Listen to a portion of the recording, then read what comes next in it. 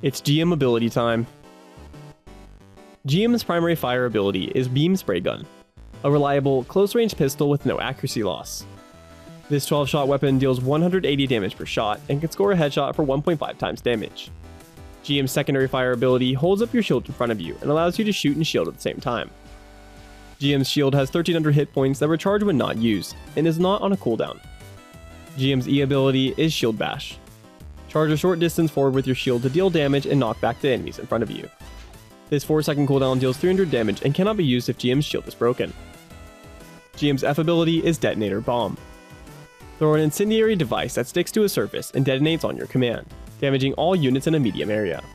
This 8-second cooldown deals up to 900 damage per target, can be destroyed by enemies, and can be detonated while holding up your shield. GM's C ability is Repair Grenade. Throw a device that explodes in a small area, healing any allies that it hits. This 12-second cooldown applies a healing effect for 3.5 seconds that heals for 100 HP per second, or a total of 660 HP. GM's G maneuver is Homing Mine. Throw 5 homing mines that fly towards enemies that get too close. These mines damage for up to 400 damage in a small area when they hit an enemy. GM's strengths and weaknesses are next. GM is a flexible mobile suit that can shoot and shield itself at the same time, dealing solid damage from medium range. With its 1300 hit point shield, it can easily win 1v1s against most mobile suits in the game, only losing against mobile suits with powerful or ranged stuns. In addition to being a powerful attacker, GM has a solid healing capability that can be used to heal both itself and multiple teammates at once, giving it some extra tankiness and the ability to shore up damaged teammates. Specifically, GM can not only protect itself, but also weaker second healer against its natural predator, flankers. Its healing grenade tops both the healer and itself up. Its primary fire creates a time limit on any flanker's engagement, and its bash forces them to question engaging too closely. In addition to all of this, GM has amazing choke point pressure with its Detonator Bomb. All of this combined produces a multifaceted unit with solid tankiness that can protect its team or press aggressively onto vulnerable enemies when the time is right. Yet regardless of this, GM requires great timing and care to play well. Its low hit points lower the margin of error and mean one mistake often will result in death. Whether stunned, bursted down, or surrounded, GM is definitely vulnerable when not playing very well, or when caught out abruptly. It has no vertical mobility options, and only one dash of thruster gauge, meaning it cannot compensate for poor play with its movement. Additionally, Detonator Bomb and Repair Grenade require careful use and careful planning, as they are clunky to throw and will often miss their intended targets. So while GM has huge potential, it requires careful and intentional gameplay that often will escape new GM users. Moving to the win to play. With GM's high self-sustaining and self-reliant capabilities, it plays well as a solo support. So if nobody else on the team wants to choose a support, then GM is your best choice. However, GM is also excellent at protecting another, more vulnerable support, so it is essentially a great option to pick GM regardless of your team. Just expect not to be able to support highly mobile teammates. Units like Pale Rider, Zakuto, and Exia will not benefit directly from GM, so play GM with them only in situations you are confident you can get enough value with the rest of the team or while solo. On the other hand, mobile suits like Sazabi and RX-78 are great for playing GM with.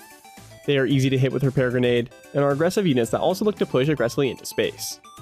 Map types are not the most important consideration when choosing to play GM or not, but they are still relevant. Medium maps fit best the range of GM's primary fire, while not making it or its second healer too vulnerable to close-range flankers like Barbatos. Due to small maps being the playground for flankers, they are not as good for GM, but still are viable. Long maps push GM out of its effective range, and are not good for flankers to play on. Because of this, GM cannot effectively deal damage, but also isn't required to protect his team from flankers as they are not as good on these maps. So while GM can still be played on these maps if there is cover leading to closer ranges, long-range supports usually should be played instead. Finally, we'll put it all together and discuss how to play GM. GM has two primary roles in Gundam Evolution. One is a Space Enforcer, and one is a Counter Flanker. Its Space Enforcer value comes first from sustaining his team early with Repair Grenade, and looking for chances to weaken enemies with Primary Fire or Detonator Bomb. Then, when the enemy team loses a lot of hit points, has used its stun cooldowns, or loses a valuable team member, GM pushes into the vulnerable enemy team, finishing them off and sustaining its team through the rest of the fight. Its Counter Flanker value comes as being an aggressive protection against flankers, and a sustaining force to protect the teammate they target. While GM is a tanky support, it is very important to remember that it is not a tank. If GM plays like one, it will be punished severely, as being surrounded by enemies, stunned, or focused by many attacks will end with GM dying in vain. Regardless of this, GM still has a lot of the responsibilities of a tank.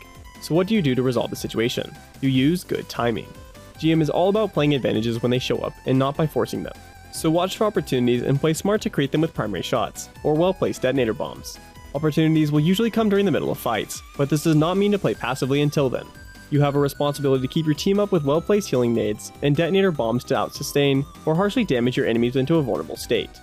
If the enemies are without stun cooldowns, have low hit points, or have lost an important team member like their Sazabi, this is the time to play aggressively. GM turns into a tank in this situation, you should aggressively push hard. Whether using a repair grenade on a teammate like a Sazabi, or self-sustaining your own aggression, GM should be pushing forward into the enemy and killing as many of them as possible. The exact timing for an engagement will depend on the map you're on, the enemy team mobile suits, the state of your team, and an assortment of other factors. But big things to watch out for are stun cooldowns like RX-78's Hyper Hammer being missing, or the enemy just missing a lot of hit points. As long as you are confident you can safely push into and maintain a location, then it is a good time to play aggressively.